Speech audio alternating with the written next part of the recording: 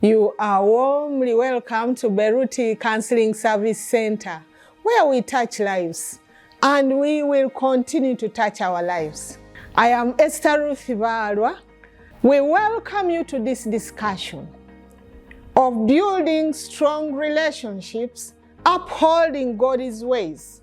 But before we can proceed on, I want to still encourage you to subscribe to this channel, to like what I do, to share it with others, so that we can continue to touch our lives. Today, we will explore how to build strong relationships, upholding God's ways with our relationships at home, our spouses, children, and all people under our care, focusing on family and work responsibilities. Let me ask a question. What are some of the ingredients in building strong relationships, particularly in our family relationships? Here below are the ingredients that we can put in our relationships in order to build them. Unconditional love that chooses to put others first, as John chapter 13, verse 34 to 35, and 1 Corinthians chapter 13, verses 4 to 8 talks about it. Our love must be unconditional. Secondly, effective communication. We need to be open, honest, respectful as we communicate in order to build trust and understanding. This can be reflected in Ephesians chapter 4, verse 29 and Proverbs 15, verse 1. The third ingredient is forgiveness.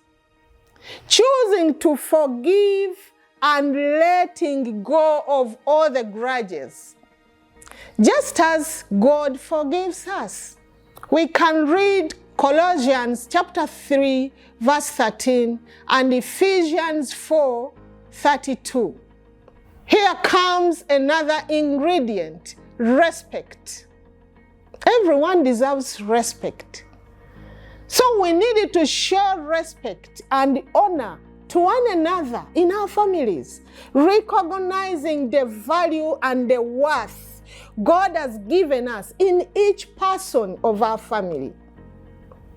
Ephesians chapter 5, verse 33, and 1 Peter chapter 2, verse 17. Quality time. Spending quality time together as family, creating memories, strengthening bonds.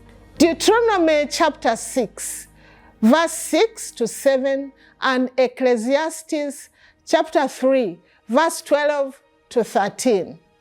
Prayer. Praying together as a family and praying for one another, seeking God's guidance and blessing. Matthew chapter 18, verse 19 to 20, and Philippians chapter 4, verses 4 to 7. Serving one another. Serving, putting others first. Following Jesus' example. Galatians chapter 5, verse 13, and John chapter 13, verses 14 to 15. And these ingredients have helped to build strong and lasting relationships. Healthy relationships in families of those who strongly honor God and reflect His love.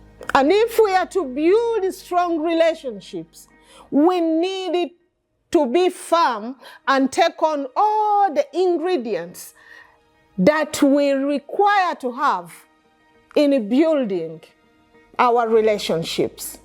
Building stronger relationships requires a lot of effort, a lot of commitment, a lot of love and discipline. And we must prioritize our relationships and seek God's guidance as we read His Word. We must also recognize that relationships are a gift from God and that He has a plan for all our relationships. So we need to take care of our relationships. We don't have to take any of our relationships for granted. We need not to despise any of our relationships. Some questions for us to ponder. What are some common obstacles to building strong relationships, and how can we overcome those obstacles? What are some practical ways to build strong relationships with our spouses, with our children, particularly in the context of family responsibilities and work? How can we apply the principles of love and respect in our relationships? How can we prioritize our relationships in a way that honors God? And as we ponder on those questions, we need to come to the close. Building strong relationships in our families while honoring God is like building a house on a rock. It will stand all the storms. Prioritize love, communicate effectively, forgive everyone, and respect every person. Make time for each member of your family. Put God at the center of everything, and then He will guide you. As we continue to touch our lives, let us pay much attention to the ingredients which build strong relationships. And I encourage you to subscribe to this channel. I encourage you to share, to like, to comment, and to click the notification button. I remain Esther Ruth Valwa at Beruti Counseling Service Center, where we are continuing to touch our lives. Stay blessed.